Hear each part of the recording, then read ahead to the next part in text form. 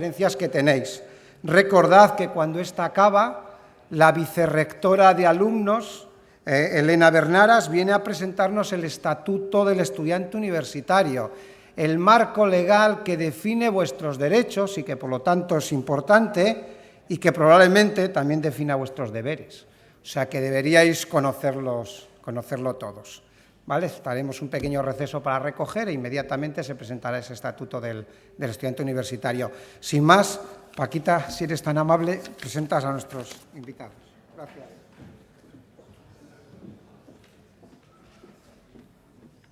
Bueno, como tenemos mucha prisa, voy a ser muy rápida y solo deciros que la conferencia de hoy, que yo creo que nos va a acercar más todavía a la química, o el profesor Murillo, que es quien nos va a deleitar con una charla yo creo que muy amena y además con una parte experimental, como podéis ver, nos va a llevar la química casi a nuestras vidas, con lo cual yo espero que todos los que estáis aquí, a partir de hoy todavía queráis más la química y os sintáis más orgullosos de estar en la carrera en la que estáis cursando. Bueno, sin más, el profesor que nos va a dar la charla es el profesor Murillo Pulgarín, es catedrático de Química Analítica del Departamento de Analítica y Tecnología de Alimentos de la Universidad de Castilla-La Mancha. Él hizo sus estudios en la Universidad de Extremadura y hizo, por supuesto, el doctorado en Química Analítica con una serie de premios, entre ellos, por supuesto, el premio extraordinario. La trayectoria científica suya es muy extensa, tiene 119 trabajos de investigación en revistas internacionales, 142 comunicaciones a congresos, ha dirigido 10 tesis doctorales, ha dirigido 5 másteres en investigación en química analítica, ha sido investigador principal en 14 proyectos de investigación y podría seguir, pero no me quiero alargar más por la premura de tiempo. Ha sido decano, ha tenido varios puestos en la administración, ha sido decano en la Facultad de Ciencias Químicas de la Universidad de Castilla-La Mancha y director del Departamento de Química Analítica, además de profesor invitado en la Universidad de Hull en Inglaterra y ponente en la Universidad Internacional Menéndez Pelayo. En cuanto a su actividad didáctica, que es quizá lo que más nos puede gustar, por lo menos en relación con la conferencia de hoy, es director del Grupo de Innovación Docente La Química y la Vida Cotidiana. Esto yo creo que nos acerca mucho a la química, a lo que es la vida de cada día. Es autor de 3 libros, 8 ponencias a congresos, ha dirigido 19 cursos de innovación científica y didáctica para profesores de enseñanza secundaria y módulos superiores y ha impartido 36 conferencias, ha sido coordinador de Química de COE y, etcétera de puestos que yo creo que no hace falta ya seguir mencionándolos. Es miembro de la Sociedad Española de Química Analítica, de la Real Sociedad Española de Química y de la American Chemical Society. Él le acompaña como colaboradora de él Ascensión Gómez, que también trabaja en los temas relacionados con la química, sobre todo en la especialidad de ciencias y enología, y ella trabaja en el área de tecnología de alimentos de la Universidad de Castilla-La Mancha, siendo especialista en análisis sensorial. Forma parte del grupo de investigación en innovación docente llamada La Química y la Vida Cotidiana. Yo casi prefiero terminar aquí y dejaros con el profesor y con Murillo y con Ascensión, que nos van a deleitar con una, yo creo que, excelente conferencia, sobre todo por el entusiasmo que él tiene con todo lo relacionado con la química analítica. Entonces, sin más, muchas gracias.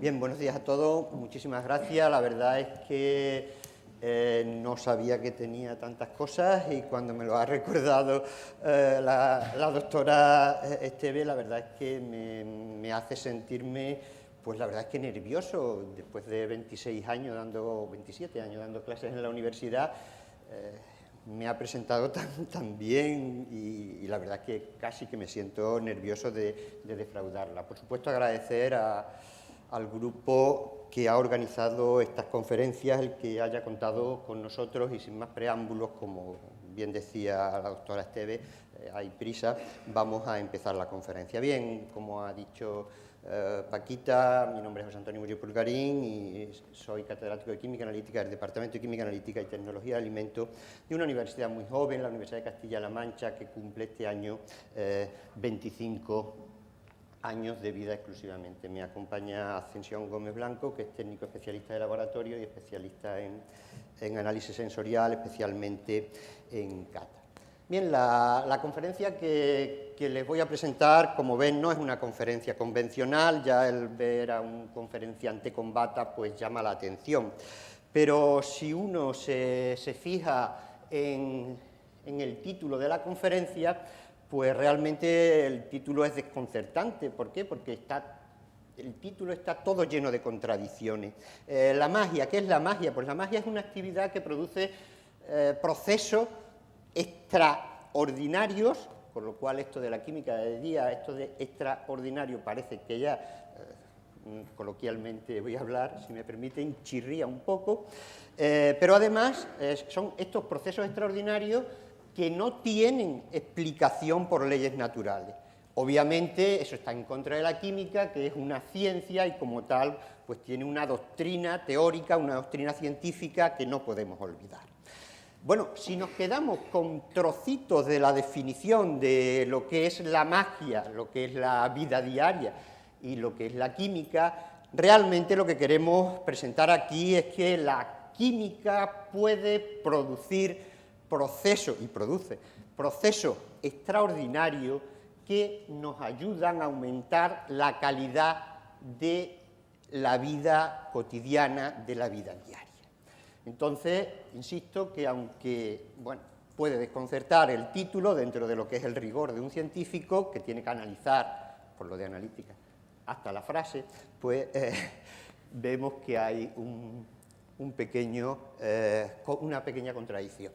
Bien, como ya les ha dicho también José Luis, es un ciclo de conferencias que está relacionado con el año 2011, que es el Año Internacional de la Química, cuyo lema también es un lema precioso, es química, nuestra vida, nuestro futuro. Y eso es lo que les voy a tratar de presentar aquí.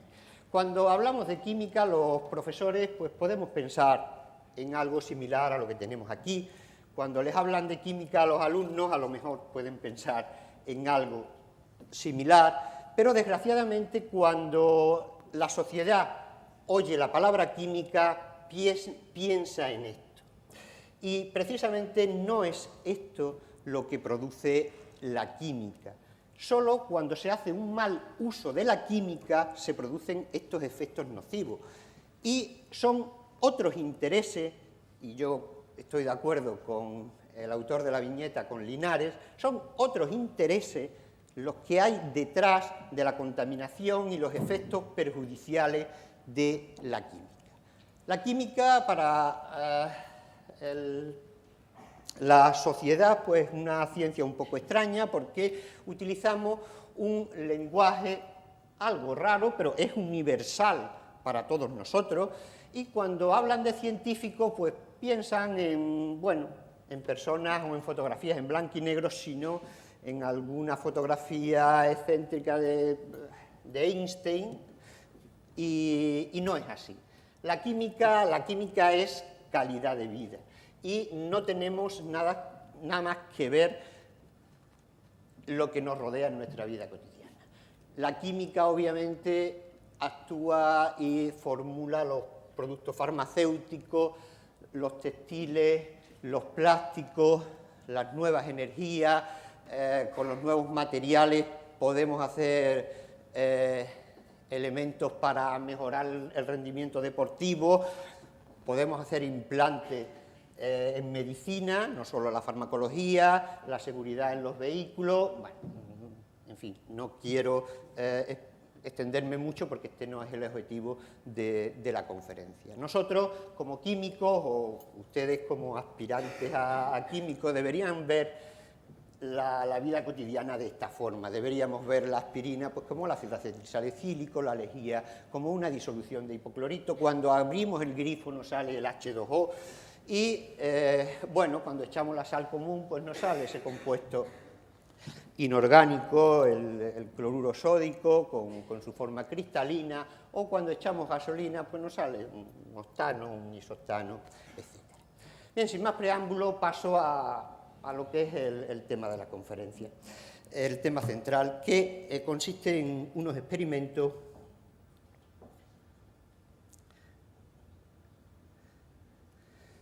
que le vamos a presentar. El primer experimento, como han visto ustedes, se llamaba haciendo desaparecer el plástico. Bueno, nosotros tenemos aquí una placa Petri y tenemos aquí un trozo, perdón, tenemos aquí un trozo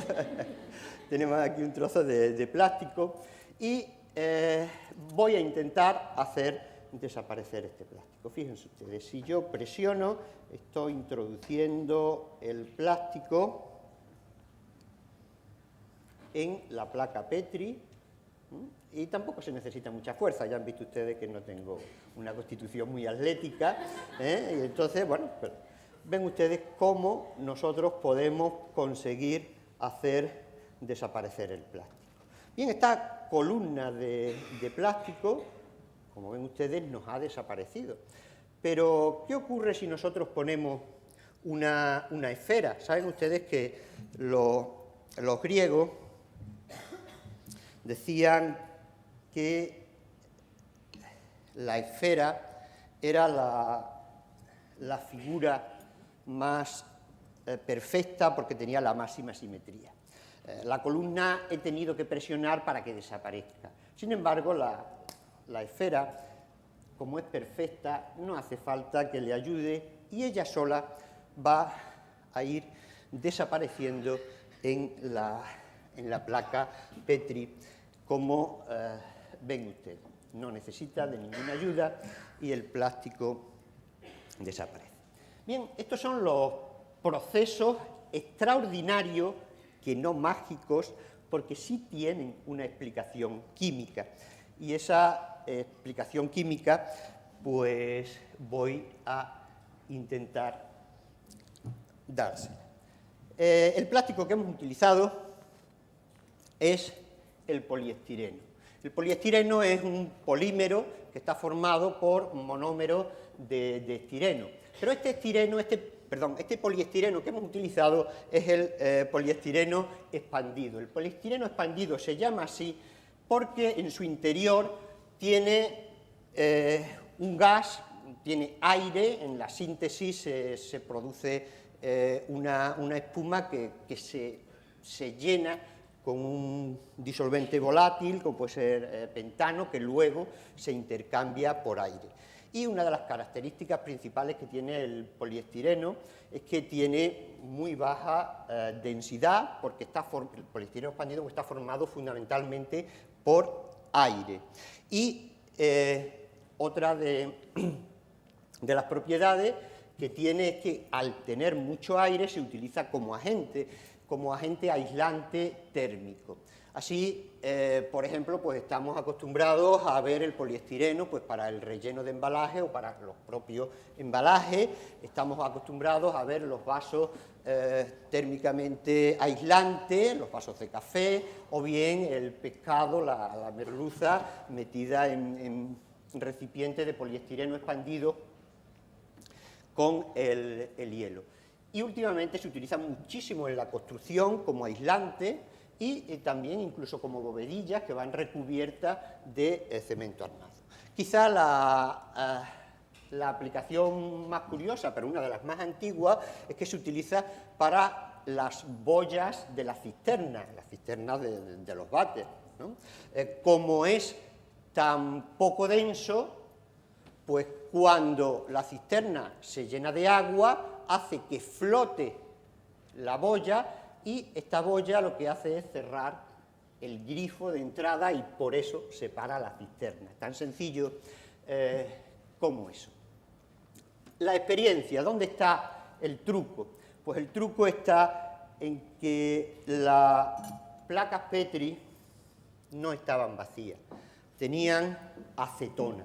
Y la acetona lo que hace es realmente ablandar el poliestireno expandido, de manera que deja en libertad el aire que contiene, no lo disuelve como van a ver ustedes.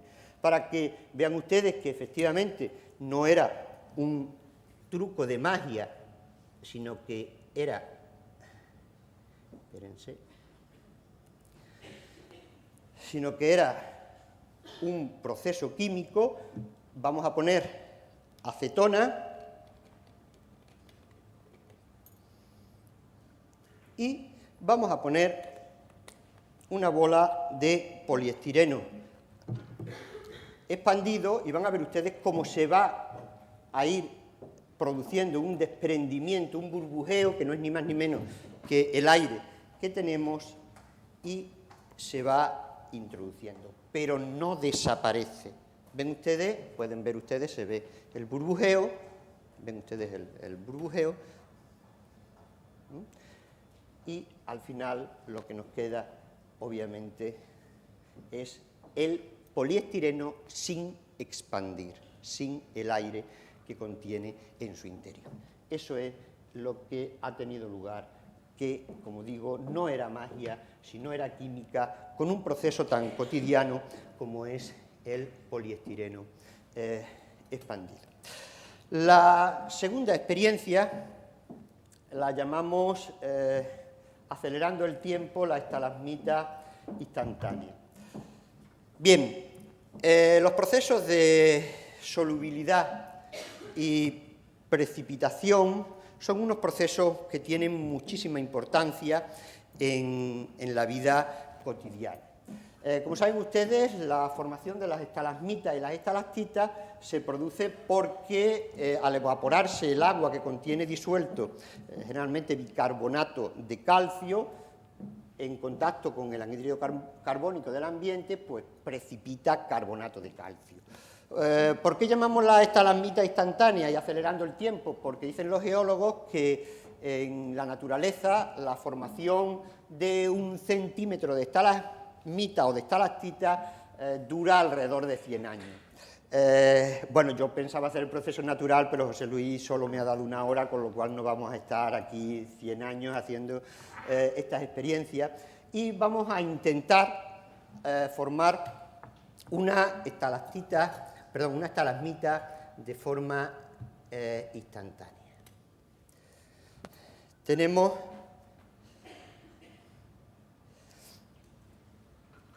aquí una disolución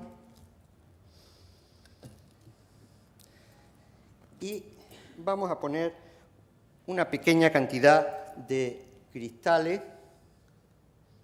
en esta placa Petri, y sobre estos cristales vamos a verter, perdón, ya saben que los analíticos en esto de la limpieza, vamos a verter esta disolución y a ver cuál es el proceso que tiene lugar. Miren ustedes lo que se está produciendo.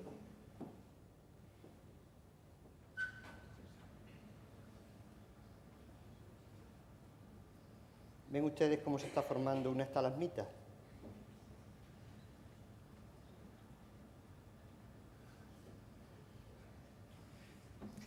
Eso es una estalagmita instantánea. No sé si se ve bien.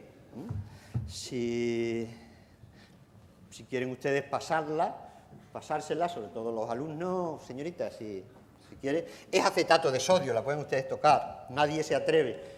Son químicos, no deben tener miedo a los productos químicos. Bien, pues esto es un proceso de cristalización. Les decía que la tocaran porque el proceso de cristalización en este caso es un proceso exotérmico. Y tiene lugar, y este fundamento se aprovecha en la vida cotidiana para trabajar con unas unos dispositivos que se llaman calientamanos, que contienen un trocito metálico que al doblarlo produce un ultrasonido y hace que cristalice esta disolución de la misma forma que ha cristalizado el acetato de sodio. Si nosotros hacemos, no sé si se aprecia bien, está cristalizando,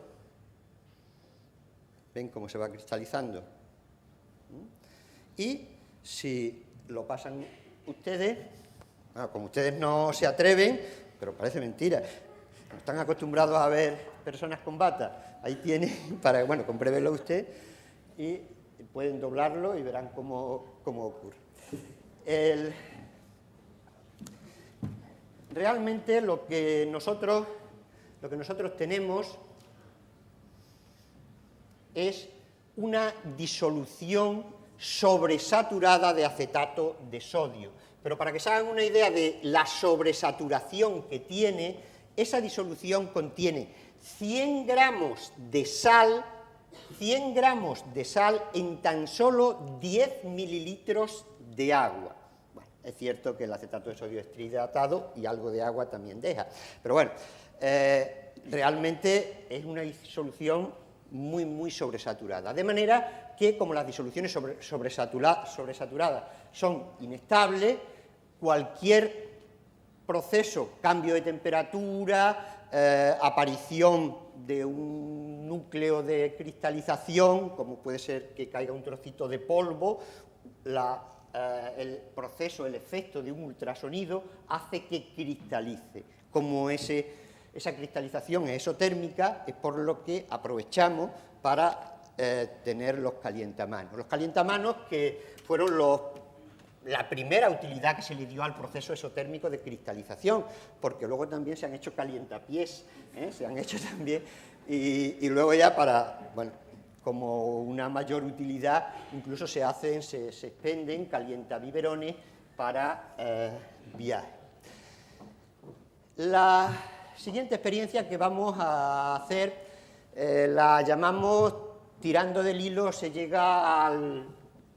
En principio puede pensarse que se llega al ovillo, ¿no? Un ovillo aquí rosa, pero nosotros vamos a hacer que aparezca hilo sin ovillo.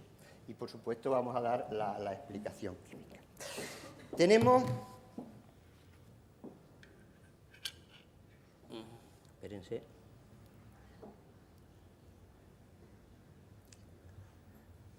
A ver. Ahora. Tenemos aquí 3 disoluciones y tenemos un vaso de precipitado donde vamos a poner una disolución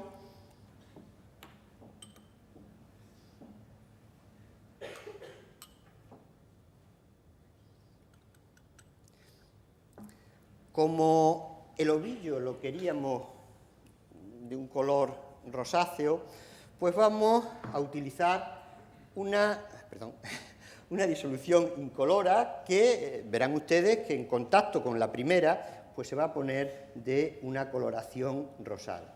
Ya se nos va apareciendo algo al ovillo, todavía nos falta sacar el hilo. Y a continuación vamos a añadir una segunda disolución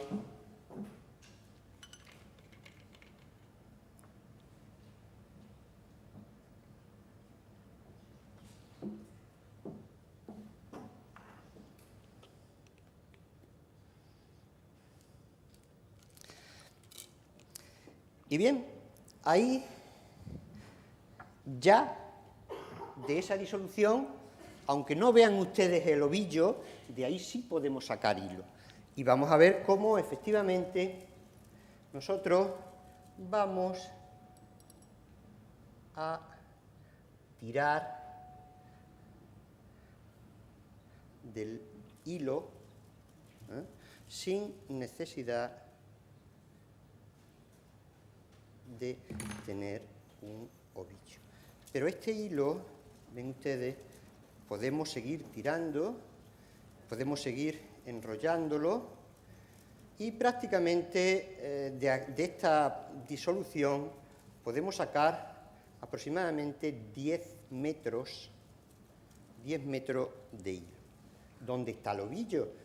Ahí está la magia. No, ahí está la química. Ahora mismo vamos a ver qué es lo que realmente está teniendo lugar en esta reacción.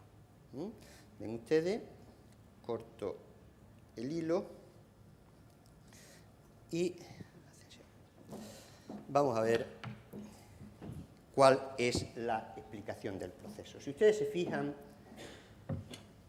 hay dos fases, está una fase coloreada, no sé si se ve bien, sí, ¿no? Se ven las dos fases, una fase coloreada inferior y una fase incolora en el medio. Y eso es difícil de apreciar, entre medio de ambas fases hay una pequeña película.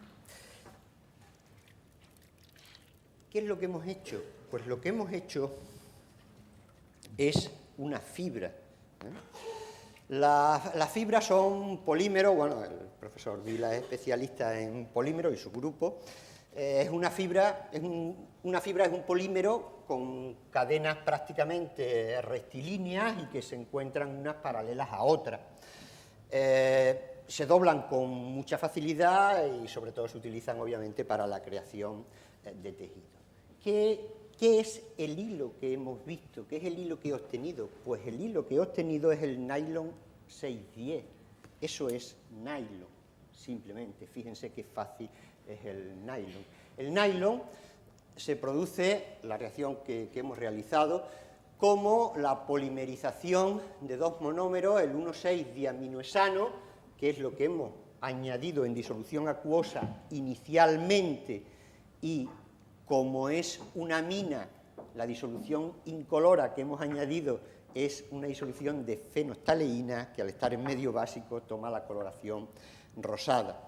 Y en la parte superior, en ciclohexano, tenemos disuelto el dicloruro de sebacoilo, que es un dicloruro de ácido. Bien, por la reacción de cada uno de ellos se produce una molécula de clorhídrico y se forma una amida. Realmente el nylon es una poliamida y tiene una estructura química muy similar a la seda a la que sustituyó. Se llama nylon 610 porque tiene 6 átomos de carbono del 1,6-diaminohexano y el 10, obviamente, del sebacoilo, que saben ustedes, tiene 10 átomos de carbono. Los cloruros de ácido, bueno, saben mucho mejor los orgánicos que yo, que son muy inestables, se hidrolizan con muchísima facilidad y por eso está disuelto en ciclohexano. Ciclohexano, obviamente, que es lo que flota, la capa transparente de arriba. El que se produzca clorhídrico pues hace también que, por ejemplo, los cloruros de ácido sean los gases lacrimógenos. Los gases lacrimógenos están compuestos fundamentalmente por cloruros de ácido. ¿Por qué? Porque al hidrolizarse producen clorhídrico y un ácido orgánico, y eso es lo que hace que produzca el picor en los ojos. El nylon pues, es conocido fundamentalmente por su utilización en las prendas, inicialmente en las prendas femeninas a principios de los años 40. Posteriormente el uso, desgraciadamente por la Segunda Guerra Mundial, se transformó y dejó de utilizarse para prendas femeninas y empezó a utilizarse y se utilizó para la confección de paracaídas. Aunque, curiosamente, la primera utilización, el primer producto que se fabricó con nylon fue las cerdas de los cepillos de diente. Ese fue el primer producto comercial que apareció con el nylon.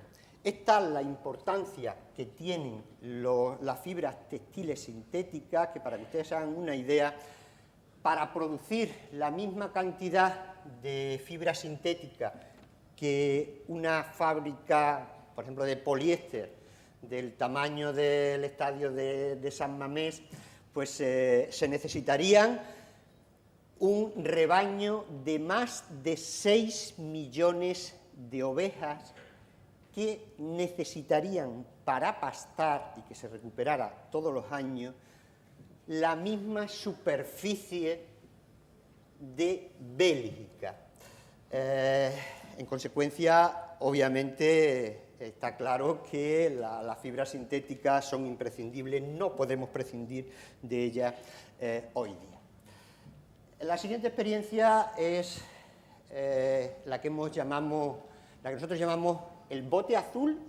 En la bibliografía aparece como el bote azul, sin interrogante, pero ya verán ustedes cómo nos podemos preguntar si realmente el bote es azul o no es azul.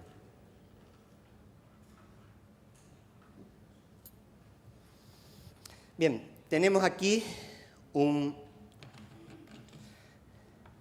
Lemmeyer y como es la conferencia, el título de la conferencia lleva el término de magia, pues obviamente un mago que se precie pues no debe prescindir de los polvitos mágicos, que ya verán ustedes que no son tan mágicos, sino que son realmente un compuesto químico. Si nosotros añadimos estos polvitos mágicos y los disolvemos, vamos a obtener una disolución incolora que vamos a tornar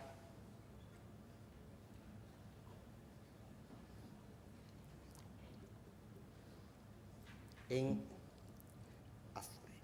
Entonces tenemos, ven ustedes cómo tenemos ahí el famoso, bueno, famoso entre comillas, pero bote azul. Pero si ustedes recuerdan, en el título preguntábamos, ¿veis el frío? Preguntábamos si realmente el bote era azul.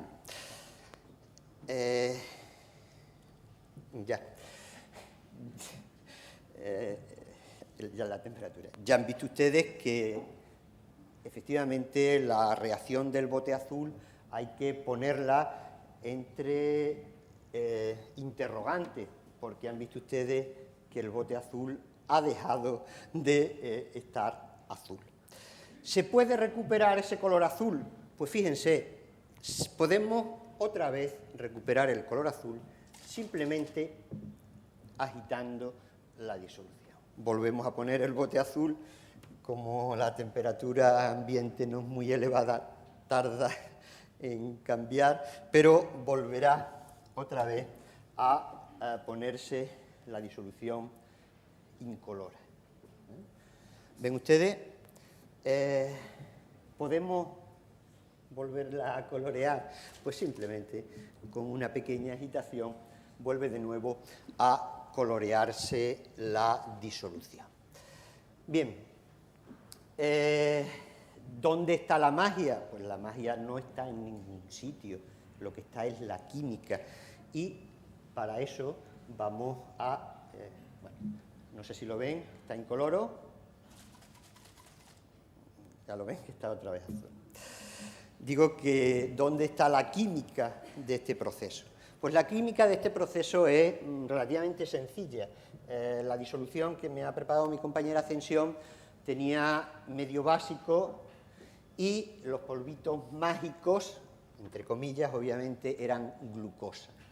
La glucosa en medio básico se oxida por el oxígeno atmosférico para dar, bueno, simplificadamente para los orgánicos, obviamente dan lugar esta reacción a varios productos, pero para simplificar, la reacción da un ácido y obviamente la glucosa está disuelta y reacciona con el oxígeno que está en la disolución. El azul, el compuesto azul que nosotros hemos añadido, es un indicador redox, a los que posiblemente a ustedes los hayan castigado sus profesoras, vamos, son prácticamente todas profesoras de analítica, explicándoles el fundamento de actuación de los indicadores redo. El indicador redo que utilizamos es el azul de metileno. El azul de metileno a potencial alto tiene un color azul debido a los enlaces, a los dobles enlaces conjugados, mientras que cuando baja el potencial pasa a la forma bencenoide de color sin color, incolor. ¿Qué ocurre? Miren ustedes, cuando nosotros añadimos la glucosa, el agua tiene disuelto oxígeno. Y al tener oxígeno, el potencial de la disolución es alto, con lo cual se aprecia el color azul. Conforme la glucosa va consumiendo el oxígeno de la disolución, el potencial baja y entonces pasa a la forma incolora, el azul de metileno. Obviamente, todo lo que tenemos sobre la disolución es aire. El aire tiene oxígeno. Cuando agitamos, ¿qué hacemos? Que parte del oxígeno del aire se disuelva en el agua. Volvemos otra vez a esta posición. Volvemos a tener oxígeno, vuelve otra vez el azul de metileno a virar a su forma azul. ¿De acuerdo? Dejamos reposar, se consume todo el oxígeno y pasa otra vez a su forma incolora. Fíjense que realmente pueden decir, bueno, ¿y dónde está lo de la vida diaria? Esto que ponían en el título, pues es tan simple como que realmente este es el proceso de la respiración, el proceso de la respiración humana. Nosotros, ¿cómo obtiene nuestro organismo la energía? Pues a través de la reacción de la oxidación de la glucosa, una oxidación más enérgica que da CO2 y agua, obviamente. Pero el oxígeno de nuestro cuerpo se acaba y por eso necesitamos respirar. Cada vez que inspiramos es equivalente a agitar esa disolución. Estamos añadiendo a nuestro cuerpo oxígeno para que produzca energía por oxidación de la glucosa. El siguiente experimento lo llamamos el fakir químico. Gracias. Hemos visto en algunas ocasiones pues estos señores que se llaman fakires, que soplando pues producen una llamarada generalmente de color amarillo. Bien, yo no soy tan atrevido para hacer esa misma experiencia o la experiencia de esta forma y vamos a simular lo que sería el proceso del fakir. Me vengo aquí porque como se va a producir una llamarada, pues para que se vea mejor, vamos a simular que la antorcha con la que prende el fakir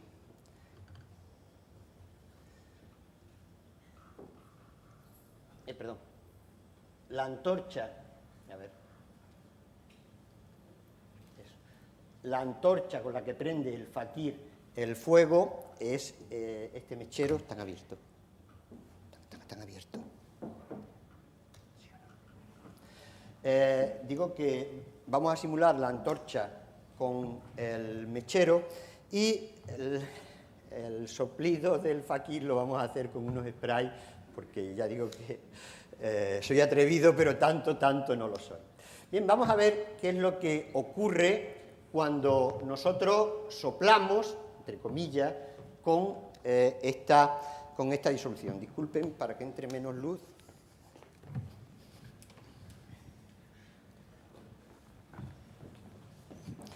Bien, si yo pulverizo, ¿ven ustedes? Se ve una llama amarilla similar a la llama que produce el fakir químico. ¿Cuál es el proceso que hemos visto? Vale, ahora va a salir el vídeo, un poco tarde. El proceso que hemos visto es el proceso de emisión atómica del sodio. El sodio tiene la línea principal tiene más, pero vamos, la principal línea es un doblete a 593 y 593,6 nanómetros y es de color amarillo. Por eso el fuego se ve amarillo, exclusivamente amarillo. Este color amarillo pues, se utiliza mucho o lo podemos apreciar mucho en la vida cotidiana. Por ejemplo, cuando se cuecen verduras y el fuego está perfectamente, el fuego de la cocina, obviamente cuando se cuece en vitrocerámica no ocurre eso, pueden imaginarse, y el fuego está perfectamente graduado, es decir, la llama es azul. Si se produce un hervido fuerte, llega a derramarse el líquido de cocción y entonces, fíjense, se torna el fuego amarillo. ¿Por qué se torna ese fuego en amarillo? Porque no es por el sodio de las espinacas que tenemos ahí, porque las verduras es que se cuecen con sal. Nosotros le echamos cloruro sódico para cocer las verduras. Pues cuando se derrama el líquido, lo que tenemos es la emisión atómica del cloruro sódico. Esta luz amarilla también se utiliza para la iluminación de algunas carreteras, se utiliza también para la iluminación de algunas calles en algunos municipios, bueno, al menos de Castilla-La Mancha, Andalucía y Extremadura, y también se utiliza para la iluminación de monumentos emblemáticos, he puesto como por ejemplo de Bilbao, pues el Guggenheim obviamente y el Teatro Arriaga, y bueno, como vengo de Ciudad Real, pues también he puesto la Puerta de Toledo, el monumento más emblemático de Ciudad Real. Si ustedes, cuando están apagadas las bombillas, miran las lámparas, verán que son unas lámparas de emisión, son unas lámparas de sodio, es el sodio el que se utiliza. Bien, pero ¿la emisión atómica tiene algún otro interés? Pues sí, pues por ejemplo, como muy bien sabe el profesor Pascual Román, el helio se descubrió precisamente mediante su línea de emisión. ¿Y cómo ocurrió? Pues ocurrió tan sencillo como que Janssen se fue a observar un eclipse de sol a India, a un tour en India, y unos 5 o 6 años antes de 1868 se había descubierto, bueno, se había propuesto, se había desarrollado el espectrómetro de Kirchhoff-Bunsen y se lo llevó y observó con el espectroscopio el eclipse de sol y vio que aparecía una línea que no sabían de qué era. Más tarde se identificó, unos 6, 8 años más tarde, se identificó el helio, de hecho el nombre de helio proviene del dios del sol, y se pensó que solo existía este elemento, el helio, en el sol y que no existía en la Tierra. En la Tierra se observó por primera vez el helio en 1882, observando con el espectroscopio la lava del Vesubio. Entonces se vio que en pequeñas proporciones estaba también en la atmósfera terrestre. Solo podemos ver el espectro de emisión del sodio. Pues no, nosotros podemos ver otros espectros de emisión. Podemos ver el espectro de emisión del litio, podemos ver el espectro de emisión del sodio, más violáceo, son los de que hacíamos los más antiguos químicos analíticos, los ensayos a la llama, por si alguien no vio bien la llama de la coloración del cobalto, perdón, la coloración del potasio con el vidrio azul del cobalto, ahora ha tenido la oportunidad de verlo. También tenemos el rubidio, que es más azulado. También tenemos el cesio, tiene una línea roja, por eso se ve azul y más naranja. Y también tenemos los alcalinotérreos, son los átomos que se ionizan fácilmente. Aquí tenemos el calcio, tenemos el estroncio, tenemos el bario, que es verde amarillento, y tenemos el cobre, que es la fotografía que estaba al principio. Un color frío como el verde que se obtiene en la llama. Bueno, pues podemos hacer incluso fuego de magia con diferentes coloraciones. Bien, bueno, eso incluso se venden algunos, se ve, no sé si se aprecia bien desde atrás, o lo hago, lo voy a hacer, perdón.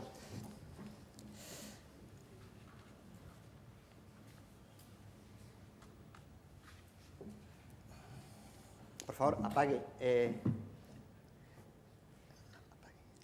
Apague. Miren, ven ustedes que, gracias, parece una pila, en realidad es un mechero. Hay algunos mecheros que producen una llama de color verde. ¿Ven ustedes la llama verde? Bueno, pues la llama verde que producen estos mecheros es debido a que tienen un compuesto insoluble de boro, una sal de boro que, bueno, los analíticos más antiguos al menos sabemos que el boro produce, sobre todo el éster metilbórico, produce un color verde a la llama. ¿Tiene alguna explicación estos colores? Por supuesto, gracias, son los espectros atómicos, el sodio, el litio, el calcio, el estroncio. Hemos visto que el hidrógeno era amarillo, el litio era más naranja y el estroncio era mucho más rojo porque no aparece la línea amarilla. Fíjense cómo conforme van apareciendo las líneas rojas más intensas va viendo cada vez más coloración roja. ¿Dónde podemos ver estas coloraciones? Pues en los fuegos artificiales. El fundamento de los fuegos artificiales es la utilización de estas sales. Las coloraciones de los fuegos artificiales son estas sales. De hecho, si nosotros observamos cómo están construidos los fuegos artificiales, pues son unos cartuchos donde tiene pólvora negra como propelente y diferentes compuestos químicos que al arder producen la misma coloración que las llamaradas. Vamos a hacer también algo relacionado con la alimentación y vamos a freír un huevo en frío.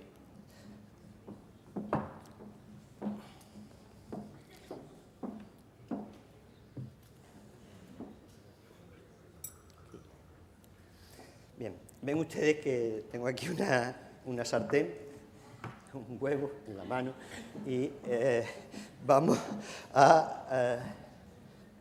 atención, voy disolviendo esto. Vamos a poner un poco de aceite.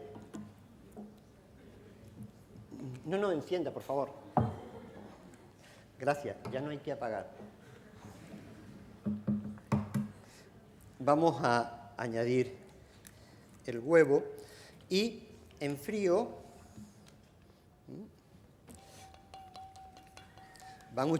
van viendo ustedes cómo se va friendo.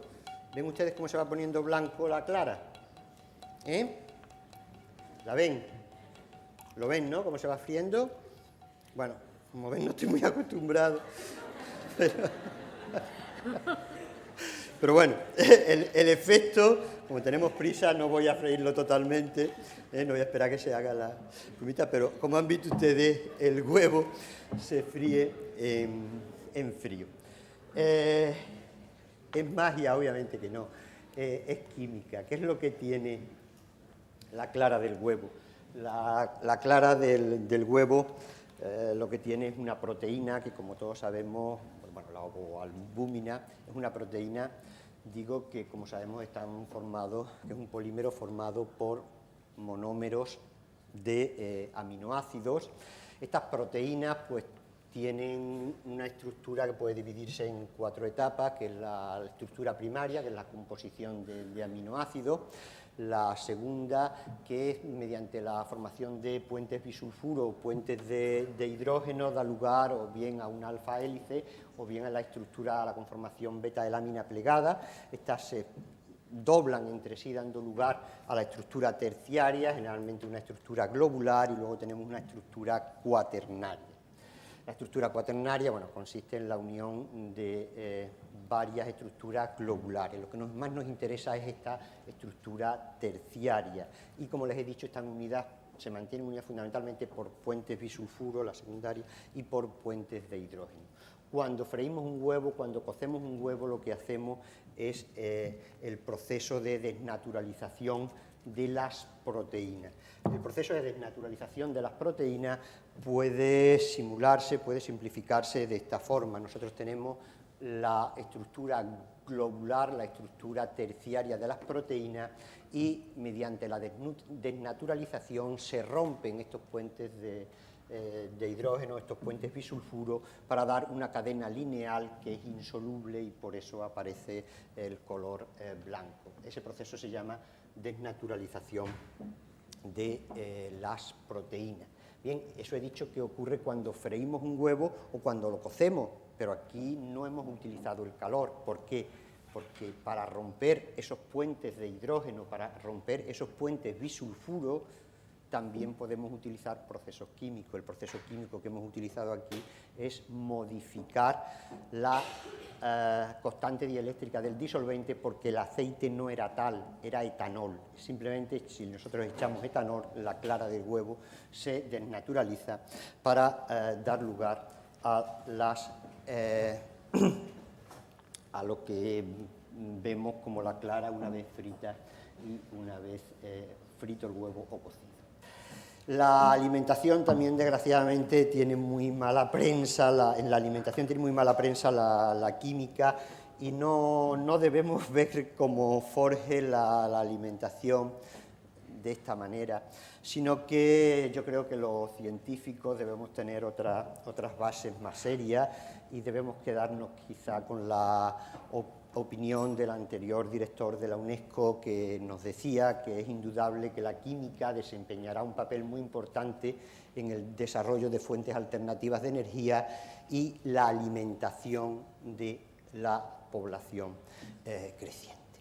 Bien, para ir terminando, es que he empezado un poco tarde, vamos a hacer un brindis, por la química, un brindis final, y voy a brindar con José Luis. ¿Qué falta de echar? La última es la B. ¿Pero qué es lo que falta? Falta de echar. Bien, tenemos aquí esta es la cerveza, ¿no? Tenemos aquí una cerveza y una Coca-Cola, el almidón. Y vamos a brindar. ¿Dónde? Por favor. Dímelo en orden. ¿Te lo he dicho yo? Sí, la disolución.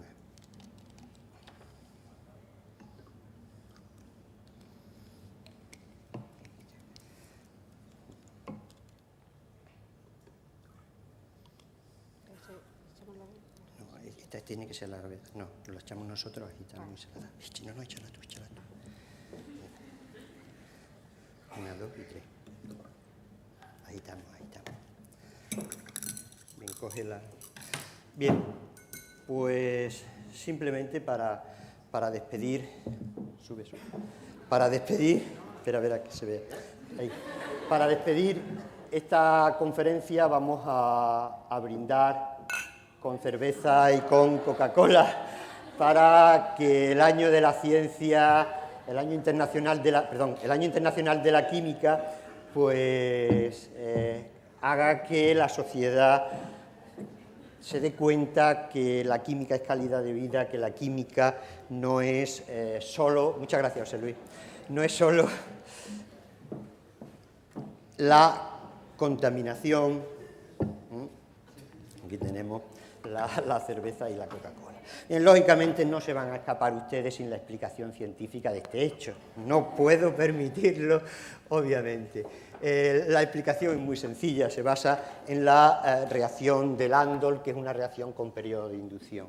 La reacción de Landau consiste en la reacción en medio ácido del bisulfito con yodato para dar lugar al yoduro. Este yoduro reacciona con el exceso de yodato para dar lugar a yodo. Si hay en el medio más sulfito, el sulfito con el yodo produce sulfato y yoduro. Cuando la disolución está incolora, hemos mezclado los reactivos y ha habido un tiempo que ha estado incolora, se está produciendo esta reacción. Cuando el sulfito, que es el reactivo limitante, se acaba, ¿qué es lo que ocurre? Que esta reacción deja de tener lugar. Y entonces el producto de reacción, ¿cuál es? El yodo. Si se encuentra en una concentración adecuada, da como consecuencia esta coloración que vista en una jarra de cerveza realmente parece cerveza, y sobre todo como hemos echado Fairy incoloro, pues la espuma es de tiene un poco de Fairy incoloro la disolución. Esa es la cerveza. Y la Coca-Cola, cómo la misma reacción ha podido dar lugar a la cerveza y a la Coca-Cola. Esa es la cerveza. Bueno, en el caso de la Coca-Cola lo que hacemos es que añadimos otra disolución que es de almidón. Bien, el yodo con el almidón da lugar a un complejo yodo-almidonado que es de color azul muy, muy oscuro, que visto en un vaso de Coca-Cola nos hace pensar que es Coca-Cola. Ya con esto simplemente decirles que todo lo que han visto ustedes es debido, y que el que yo esté aquí, es debido a que tengo un grupo de investigación maravilloso que me está cubriendo las espaldas en Ciudad Real, el grupo de investigación científica, el grupo de investigación didáctica y, cómo no, agradecer a la Facultad de Ciencia y Tecnología de la Universidad del País Vasco que nos haya invitado, muy especialmente a José Luis, a propuesta de la doctora Paquita, que lógicamente le agradezco muchísimo que me haya invitado. Y si todos los experimentos han salido bien, es debido al trabajo incansable de las 3 técnicos de laboratorio, Ascensión Gómez Blanco, que me acompaña, pero hay 2 chicas también en Ciudad Real, que no solo lo han preparado, sino que cuando volvamos tendrán que lavar el material y colocarlo en su sitio, que son Rosario de la Barreda y María Alejandra Gómez Laguna. Y si la presentación, bueno, audio no, porque el audio me lo han suministrado ustedes, la presentación visual les ha parecido, bueno, original o buena, es debido a los desvelos de José Miguel y Pablo Murillo Gómez, que son nuestros hijos. Con esto terminamos, muchísimas gracias y, bueno, pues nada más.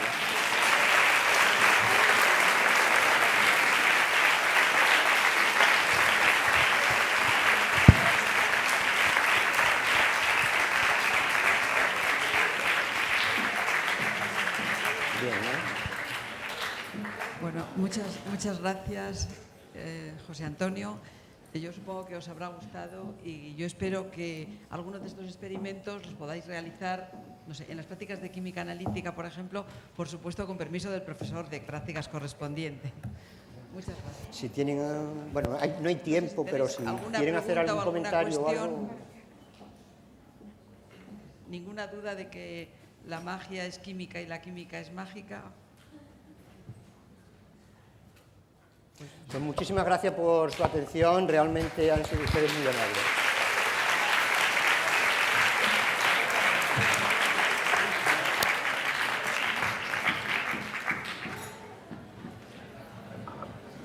Que voy a recoger que viene una vicerrectora.